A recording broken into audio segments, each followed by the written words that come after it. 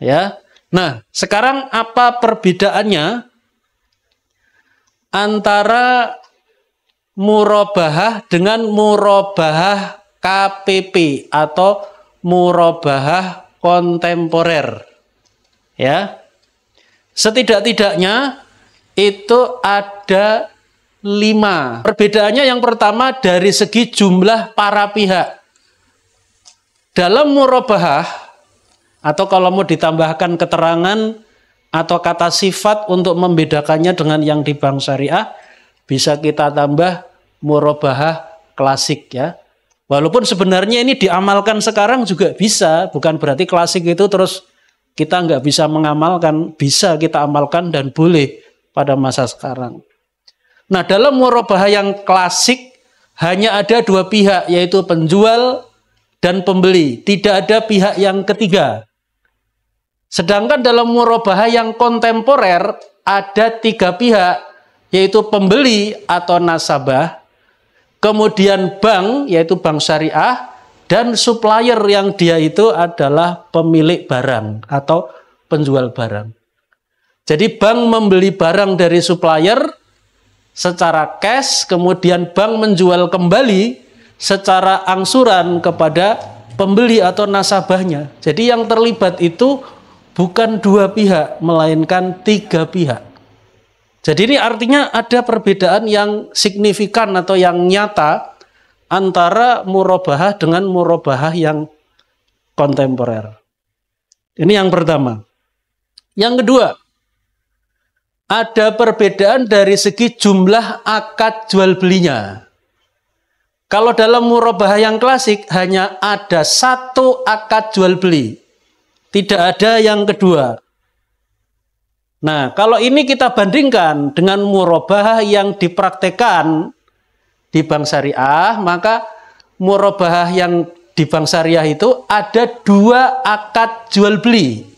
Jadi akadnya ganda, bukan tunggal. Nah, ganda itu apa? Yang pertama adalah jual beli bank dengan supplier. Dia beli rumah dulu. Ya, beli rumah yang dimiliki developer. Misalnya harganya 500 juta, dia beli cash, selesai. Tetapi setelah itu terjadi jual beli bank dengan nasabah. Bank menjual kembali rumah itu kepada nasabah secara angsuran dengan menaikkan harganya dari 500 juta misalnya dinaikkan menjadi 600 juta kepada nasabah. Jadi ini jumlah akadnya berbeda. Ini ada akad jual beli yang tunggal dalam murabahah yang klasik ya, sementara dalam murabahah yang kontemporer atau kepada pemesan pembelian KPP bukan 1 melainkan 2 akad jual beli. Berikutnya, perbedaan yang ketiga dari segi ada tidaknya barang pada saat akad. Dalam murabahah yang klasik, barang sudah ada pada saat akad jual beli. Ya. Sementara dalam murabahah yang kontemporer, barang belum ada pada saat akad jual beli. Antara siapa dengan siapa, jual beli yang dimaksud antara nasabah dengan bank. Ya. Jadi ini sebenarnya kenapa mungkin kita bertanya, loh kenapa kok Ustadz mengatakan pada saat akad jual belinya belum ada? Itu bagaimana? Jadi sebenarnya begini. Muamalah yang terjadi antara nasabah dengan bank itu ada 3 tahapan. Tahap yang pertama itu kesepakatan antara bank syariah dengan nasabah. Nah, kesepakatan ini kesepakatan yang sebenarnya barangnya kan belum ada. Maka kalau barangnya belum ada, bank syariah itu sebenarnya juga paham tidak boleh akad jual beli. Akhirnya mereka bukan melakukan akad, tetapi melakukan wa'ad.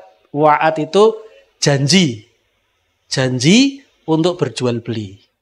Itu tahap pertama.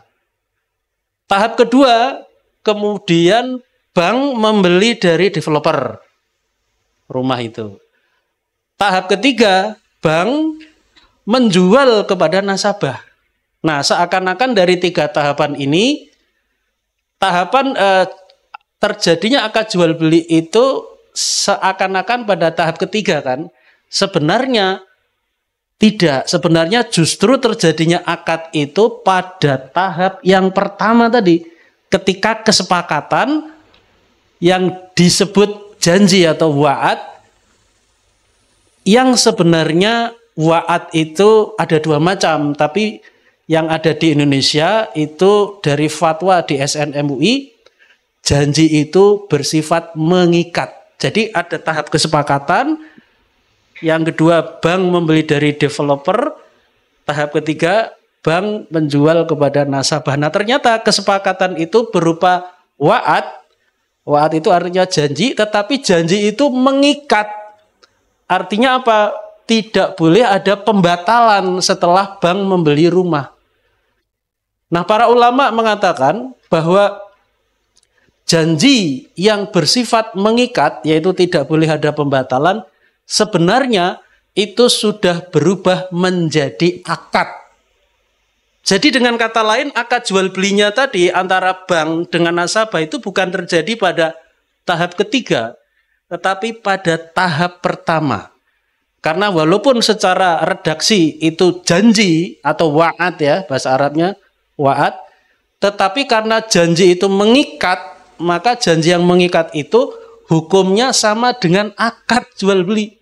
Padahal kan rumahnya belum dibeli, karena rumah itu baru dibeli oleh bank pada tahap yang kedua. Nah, jadi ini ada penjelasannya yang agak complicated seperti yang tadi saya jelaskan. Kesimpulannya memang dalam murabahah KPP ini barang belum ada sebenarnya pada saat akad jual beli antara nasabah dengan bank. Nah, ini nanti menjadi salah satu problem di dalam murabahah yang kontemporer. Oke.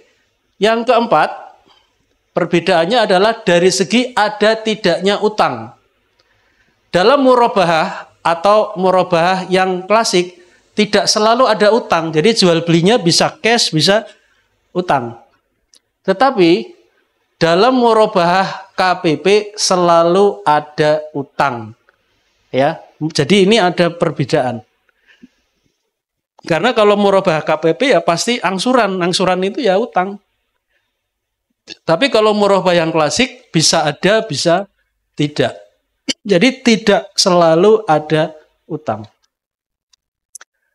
Kemudian perbedaan yang kelima, dari segi hukumnya, menurut para ulama, murabahah, ya murabahah saja atau murabahah klasik, hukumnya boleh menurut ulama 4 madhab, yaitu madhab Hanafi, Maliki, Syafi'i, dan Hambali.